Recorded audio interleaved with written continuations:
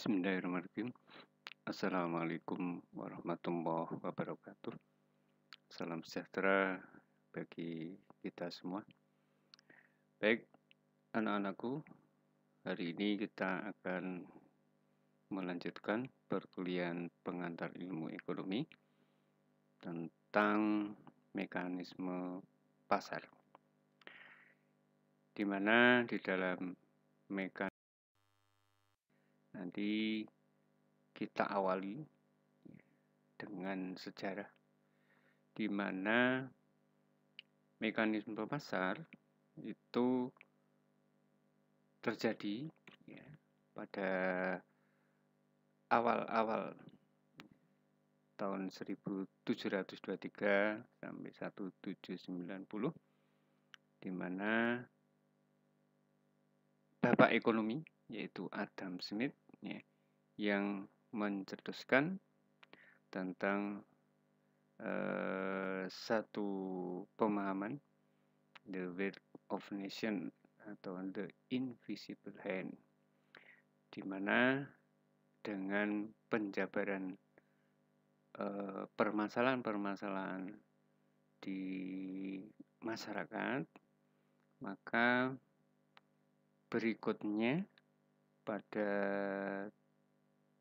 tahun 1766 sampai 1834 diteruskan oleh Thomas Malthus. Nah, dan juga David Ricardo. Ini adalah murid-murid Adam Smith yang melanjutkan tentang pemahaman ekonomi. Nah, dalam pemahaman ekonomi, maka terjadinya mekanisme pasar itu karena pasar itu adalah sebagai pertemuan antara permintaan dan penawaran. Nah, dari situlah akan terjadi kegiatan ekonomi.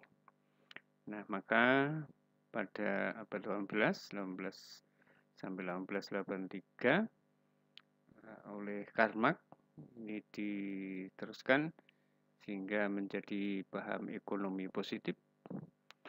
Di situ kemudian muncul sistem materialis dan kapitalis. Nah, ini mungkin bisa dibaca di dalam sejarah perekonomian. Berikutnya, ini yang penting, mekanisme pasar itu terjadi ya. Yang pertama karena adanya permintaan. Nah, permintaan apabila terjadi pada satu harga P1, maka akan dibutuhkan sejumlah barang Q1. Begitu terjadi kenaikan P1 menjadi P2, maka jumlah barang atau permintaannya itu juga akan bertambah menjadi Q2. Nah, sehingga kalau ditarik satu koordinat A, itu adalah terjadinya permintaan pada harga P1 dengan permintaan Q1. Sedangkan B itu permintaan Q2 akibat adanya perubahan harga P2. Nah, sehingga kalau ditarik garis lurus ya, A dan B, nah itu akan terjadi garis lurus dengan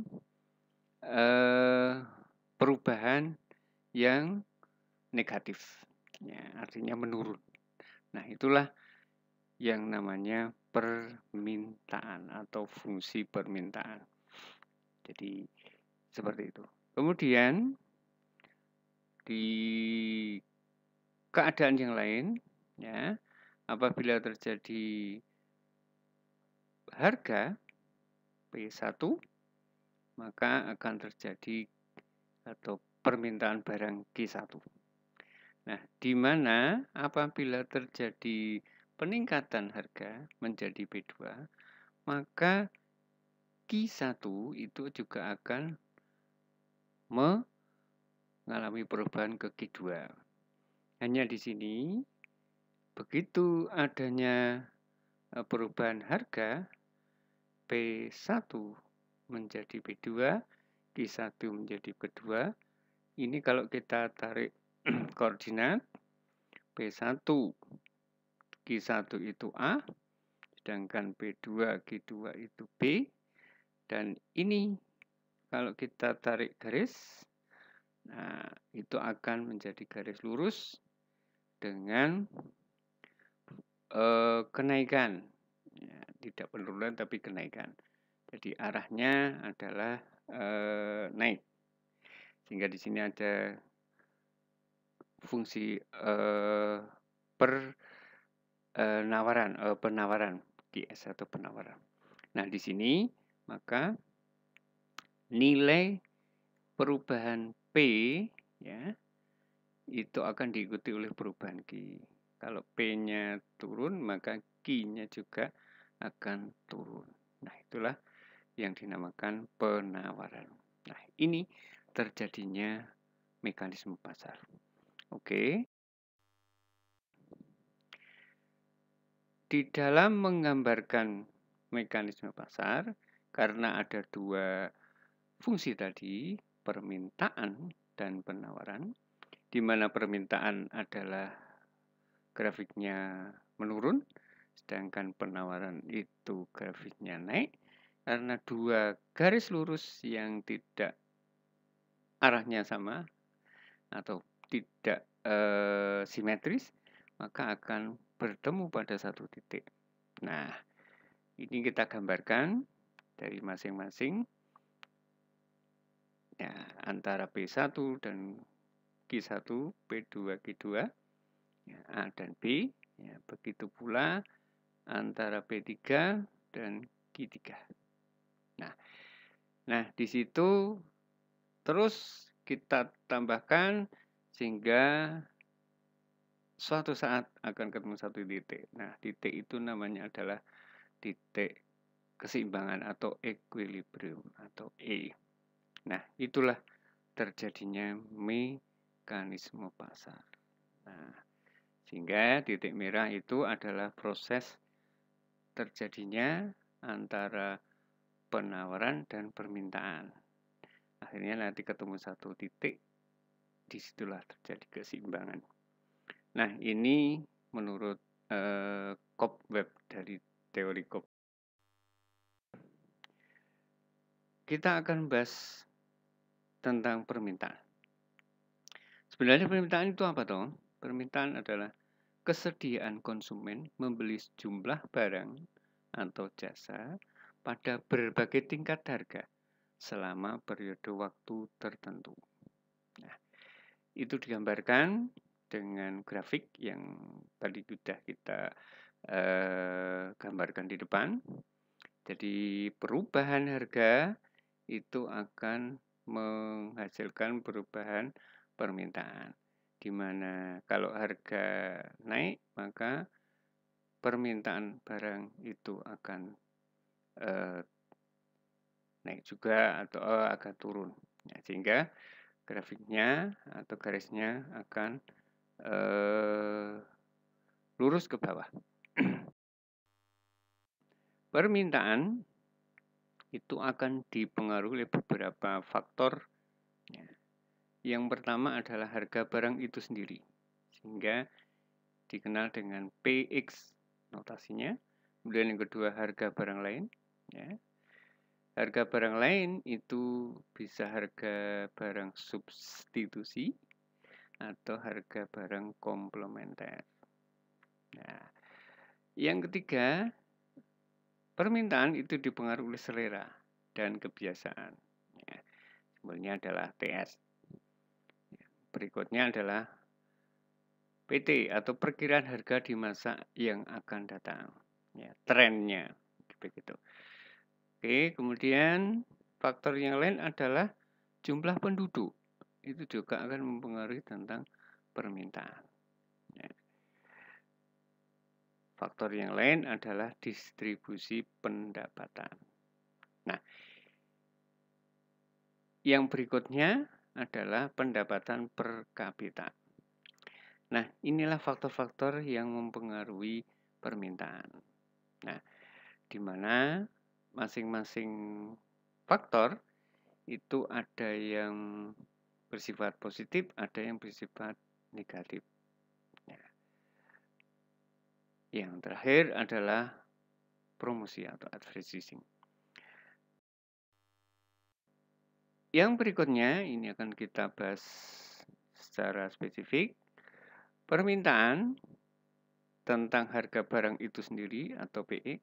Ya. Ini ada hukum permintaan atau ceteris paribus ya. Kemarin kita sudah bahas. Kalau semua faktor yang lain konstan, maka harga barang itu akan berbanding terbalik dengan jumlah barang. Nah, itu bisa kita lihat di dalam grafik. Begitu harga naik, maka permintaan barang, jumlah barang akan turun. Kemudian faktor yang lain, harga barang lain, ya, substitusi. Apabila harga barang substitusi itu turun, ya, maka apa yang terjadi? Ya, nah, di dalam grafik, ya, ini juga akan mempengaruhi. Ya, maka permintaan itu juga akan naik juga. Kemudian, nah, jadi ini gambaran tentang harga substitusi atau turun, sehingga akan bergeser, ya, bergeser ke sebelah kiri. Ya. Pada harga yang sama permintaan lebih sedikit, ya artinya turun. Nah, itu karena harga substitusi turun. Permintaan.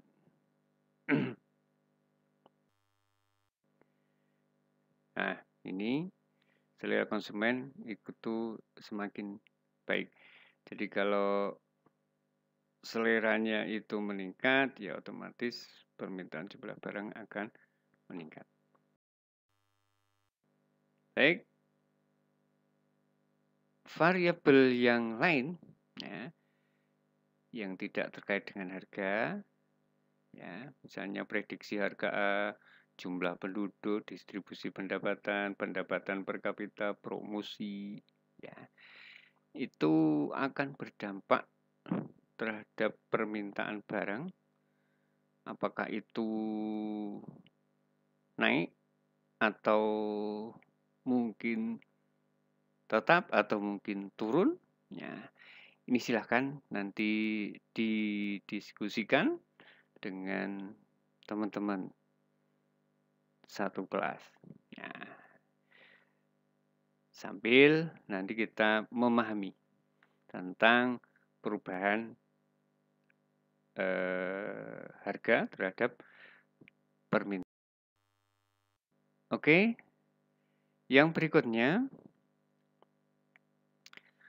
fungsi permintaan, ya, itu kita notasikan atau kita simbolkan dengan QD. Ya. Demand permintaan barang, Q itu jumlah barang. QD sama dengan F fungsi dalam kurung PX, PY, dan seterusnya sampai advertising, ya, atau promosi. Nah, fungsi-fungsinya tadi sudah kita terangkan. Baik, kemudian penjabarannya di dalam masing-masing fungsi, ya, permintaan. Kalau dengan harga itu sifatnya negatif, harga, sedangkan P Y atau prediksi, itu bisa positif, bisa negatif, ya. Kemudian ada yang positif, itu misalnya tentang advertising atau promosi. Nah, oke, kita ambil satu contoh, misalnya fungsi permintaan QD itu sama dengan 100 min 10 PX. Nah, maka kita coba di dalam satu kasus ya. Misalnya diketahui tingkat perubahan harga dan jumlah permintaan barang. Kalau harga 2 satuan, permintaan barangnya 90. Begitu harganya naik menjadi 6, maka permintaan barangnya turun menjadi 70. Oke, dari kasus itu, maka kita bisa menggambarkan dalam satu grafik, ya, P dan Q. Nah, ini angkanya P-nya 0 sampai 14. Kemudian permintaan barangnya sampai 10 sampai 90. Nah, dari kasus itu, maka kita bisa menggambarkan koordinatnya. Pada saat 2 itu 90. Pada saat 6 harganya 70. Nah, sehingga itu menjadi satu garis. Nah, itu kalau kita teruskan, dia akan seperti itu garisnya. Nah, jadi itulah fungsi permintaan. Nah, bagaimana mengetahui fungsi permintaannya? Maka kita bisa menghitung secara matematis, ya, dengan dua persamaan dengan cara substitusi. Oke. Persamaan permintaan, ya, itu adalah QD sama dengan A plus B PX. Ya, di mana kita sudah mengetahui persamaan yang pertama itu data permintaan 90, sedangkan harganya 2. Sedangkan yang kedua itu 70, harganya 6. Nah, dari situ kemudian kita substitusi, ya. Nah, ketemu 20 sama dengan 0 min B kali 4 karena dikurangi, ya. Oke. Berarti kita bisa mencari B, ya. Nah, 20 min 4B. Nah, B-nya berapa? Ya, ketemu adalah min 5. Jadi 20 dibagi min 4. Ketemu min 5. Apabila sudah ketemu B, maka kita bisa mencari nilai A.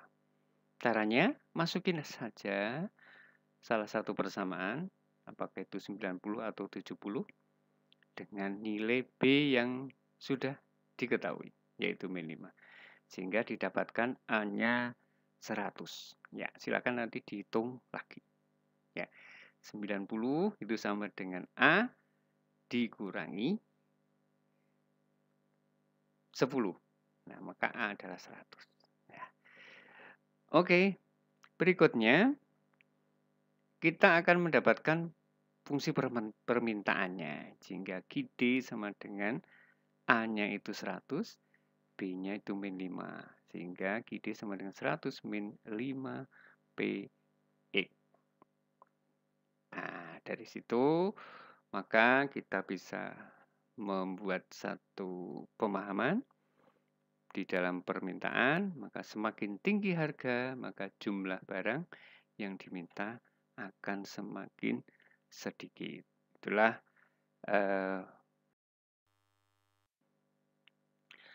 perubahan-perubahan di dalam fungsi permintaan itu bisa disebabkan oleh perubahan harga dan juga karena perubahan jumlah barang, delta P dan juga delta Q. Nah, itu sesuai dengan fungsi yang tadi. Nah, kasus pengecualian atau spesifik itu di dalam fungsi permintaan apabila ya harga barang spekulasi ya itu misalnya harganya naik ya, maka permintaan itu juga akan naik karena orientasinya itu adalah profit motif atau keuntungan. Nah, jadi kalau harga emas naik, maka permintaan itu juga naik karena orang akan membeli emas sebagai investasi. Ya, begitu pula saham. Ya, seperti itu. Kemudian barang prestis, ya, ini adalah mobil mewah, permata, ya, barang-barang lux begitu. Ini juga sama, ya, pengecualian. Begitu harga barang naik, ya permintaannya otomatis naik karena itu prestis. Dia bangga, ya, dia merasa terhormat apabila bisa membeli barang-barang mewah tersebut, ya, barang prestis. Kemudian barang inferior, ya, barang-barang yang menjadi kebutuhan, ya, itu juga spesifik. Ya, kalau misalnya ubi, jagung, sampah dan sebagainya, itu kalau terjadi kenaikan, ya, maka permintaannya juga otomatis naik karena itu adalah barang inferior. Baik, saya kira itu penjelasan terkait dengan Oke, sekian. Sampai ketemu minggu depan. Silakan didiskusikan beberapa hal yang menjadi perhatian di dalam fungsi permintaan. Mudah-mudahan bisa dipahami dan memberikan manfaat bagi kita semua. Terima kasih. Sampai ketemu minggu depan. Assalamualaikum warahmatullahi wabarakatuh.